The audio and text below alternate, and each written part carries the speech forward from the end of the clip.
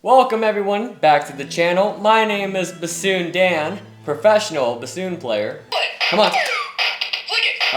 Today we'll be diving into a very important technique for us bassoon players, flicking. Now, the bassoon has one of the most unique and downright wild fingering systems out there. How wild? Well, high-end bassoons can have a total of 9 thumb keys for just the left hand. And guess what? You'll be using some of these keys for flicking, yay! Now, if you're new to flicking, or you just don't know what to do or what not to do, don't worry, I will break it down for you. Yeah. Contrary to how it sounds, flicking the bassoon doesn't literally mean, come on, do something. Flicking is a bassoon technique where you quickly tap one of these thumb keys at the same time as you articulate certain notes. Even though it looks cool, it is not just for show. It's super helpful for avoiding all those squeaks and squawks and cracks and nasty sounds you get in the middle register of the horn. These are the notes that should be flicked pretty much all of the time.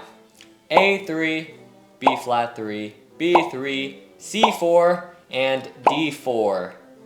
Sometimes. We'll talk about it. Now, some of you may notice that these notes actually share the same exact fingering as its lower octave counterparts. And here's why flicking is so important. Without flicking, these notes can get really unstable. And in extreme cases, it may not even sound out the correct note. They would want to drop down to the lower harmonic or the lower octave, which obviously we don't want. Let me show you. Alright, so this is a little POV shot of my left hand here. This is the whisper key. I'm going to call this thumb 1. This is thumb 2, thumb 3, 4, and 5. Now, for A3 or flick A, you would want to hit the 3rd thumb key. So, A, A. For B flat 3, B3, and C4, you would flick the 4th thumb key, which is up here. So, A, B flat, B, C. And for D4, flick D, you would hit the 5th one. So, A, B flat, B, C, D. And that's flicking.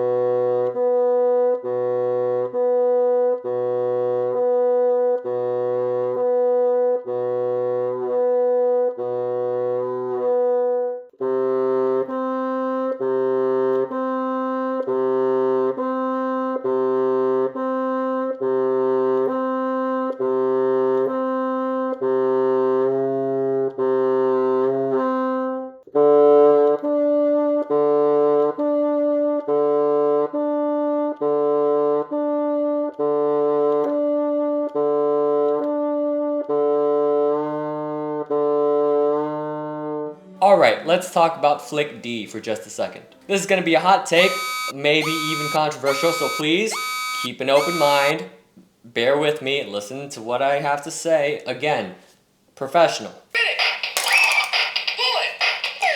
Flick D is a special case for me because it does not carry the same weight of importance of flicking as the other notes. If the other notes are flicked 100% of the time, flick D, for me, I flick maybe about like 85%, give or take. Reason number 1, most beginner / intermediate bassoons don't even have this 5th thumb key. It is really hard to reinforce flicking D if you don't even have the key to begin with. Reason number 2, of all the flick notes out there, D is probably the one you can get away with the most. For me, it's very stable, and I usually don't have a whole lot of response issues with it. I really only flick D if I'm jumping from a larger leap or I'm coming down from a large leap. Anyway, let's put all of this together.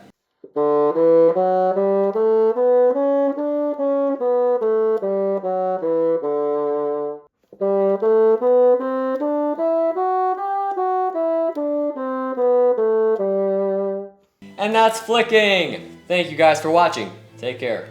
I'm just kidding. Now, please note, flicking will only do about 50% of the actual work of the note. Your tongue, the changes in your airspeed, and your embouchure pressure will do the other 50% of the work. Flicking is not a magic be-all end-all. Oh, I can get this note out without trying. No, the other half of the work comes from what you do here. Now, obviously, you've seen me physically move my left thumb, and that's easy to record. What I can't really show you is the inside of my mouth. I can't exactly stick a camera in my mouth to show you what's going on in there. Or at least I choose not to. So instead, I put my amazing editing skills to work, and I created a rough animation just to give you an idea of what's going on.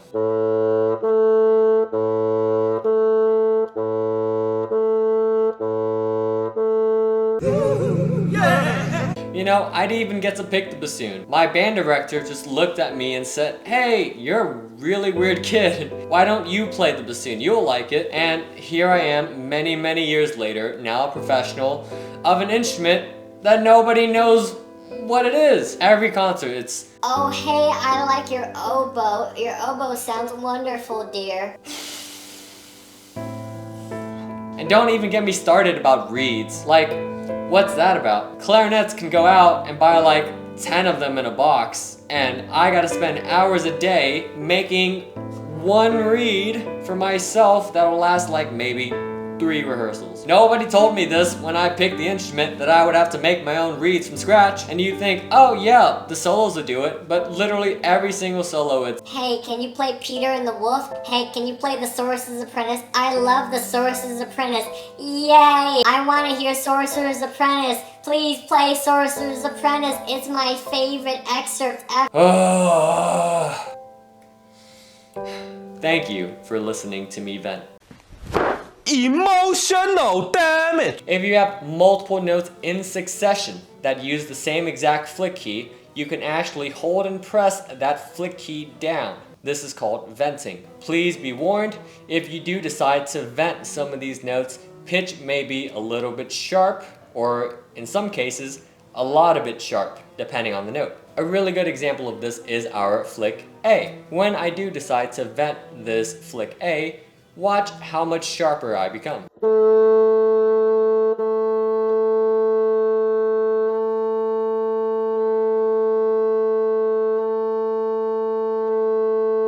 There's actually a famous example of when we do use this, and it comes from Mozart's Marriage of Figaro excerpt. There's a section where you need to repeatedly double tongue these flick A's. Now, because of the speed of the excerpt, you will not be able to flick each and every individual A. However, you can vent the key and bring down pitch by releasing tension from your embouchure here.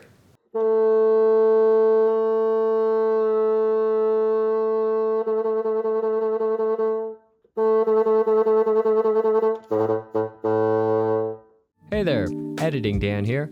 I just wanted to clarify something real quick about venting. Right now I'm showcasing A3, but if you're playing a sequence with B flat 3, B3, C4, or any combination of these notes, you would vent the 4th thumb key down because all 3 of these notes use the 4th thumb key to flick. Alright, now back to the video. Alright, come here, come here. Look at me, look at me, look at me. All the time. No, why? Why are you being so mean about it? I'm just playing. Whenever you articulate these flick notes, ideally you would want to flick as much as humanly possible. Now, the biggest challenge when it comes to flicking on the bassoon is not the notes themselves. Remember, there are only 5 notes you have to flick out of a whole bunch of notes that you have to play on the bassoon. The biggest challenge is maintaining consistency and discipline. Many players who struggle with flicking aren't being as consistent or deliberate in their approach. To improve accuracy and response and to make the cleanest, clearest sound you can possibly make, you need to reinforce flicking all the time. Flicking should not be optional. It should be a part of the fingering. It's not you finger high A, high B flat, high B, and then go. Oh, okay, I guess I'm gonna add my left thumb because I'm free and I can flick because I have the freedom to do so. It needs to be a part of the fingering instead of an optional thing you decide to do if you're free. Long story short, stop being lazy. It's a game, have fun. Come on, I did it. Look, if you're out there playing, I don't know, Fortnite Festival or a Guitar Hero on expert difficulty, you can do flicking. Remember, it's just 5 notes. Get into the habit of doing so. Worst case, you attempt flicking and you mess up or you miss a note. 95% flicking accuracy is still better than 0. You won't get booed off the stage, I promise. Flick it! What? I flicked. Game over! Now, I am a fair and reasonable person. There are some exceptions. Notably 2, really. The first exception is if it's in a slurred scalar motion. For example, if you had to slur a scale and the first note is not a flick note, then you can ideally slur through all of the flick notes without having to move your left thumb.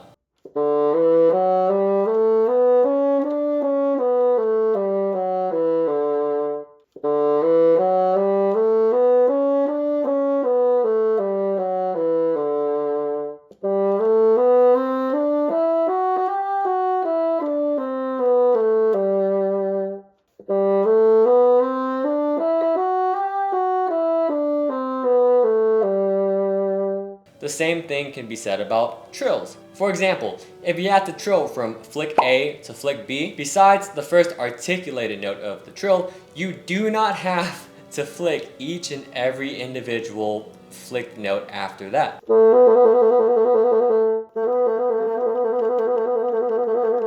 The same thing could be said about tremolos. If you're going from flick A to flick C, you do not have to flick every individual flick note.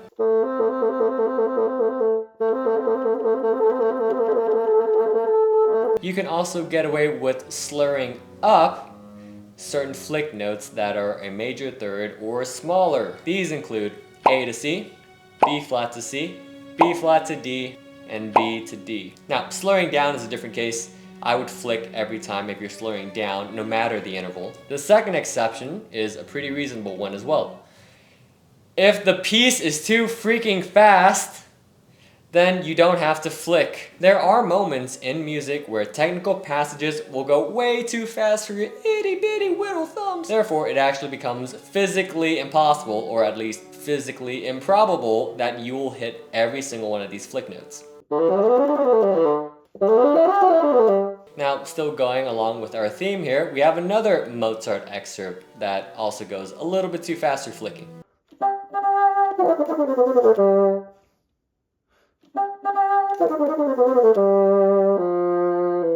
Now, there's no set tempo on, alright, if it goes faster than 160 60th notes, then don't flick. I'll tell you this, if flicking during these fast passages affect your technique and you miss more notes because of it, then that's where you would consider dropping the flicking. Again, to each their own, you make that call yourself. These are the only 2 exceptions and nothing else. Gentlemen, we can rebuild it. We have the technology. We have the capability to make the world's first bionic bassoon. The $6 million bassoon. Recently, there have been advancements in the bassoon community regarding flicking, and it's all thanks to this handsome man with 2 first names, Robert Jordan. What the heck is a Jordan key? The Jordan key is a small modification that works with pretty much any bassoon and hooks right onto your whisper key. With this small modification, you eliminate the need for flicking entirely. Now, you can still flick if you want to, but with the Jordan key, you don't have to. Now, full disclosure, I personally have never played on a bassoon with a Jordan key, nor am I an expert on it. But if you're curious and want to learn more, there is a fantastic video out there by the late great Trent Jacobs. He gives a thorough, super clear explanation on what the Jordan key is and how it works. Definitely worth the watch. Or you could just contact Robert Jordan himself. He has a website. I'll put it down in the description below. Just check it out. Email him if you have any questions. I don't know how much it costs. I just know that it's a modification that if you have the time and money to do so, then go for it. Can you get away without flicking? Well, think of it like this. It's like pirating movies. Yes, you can probably get away with it, and you may not face any repercussions. But should you do it?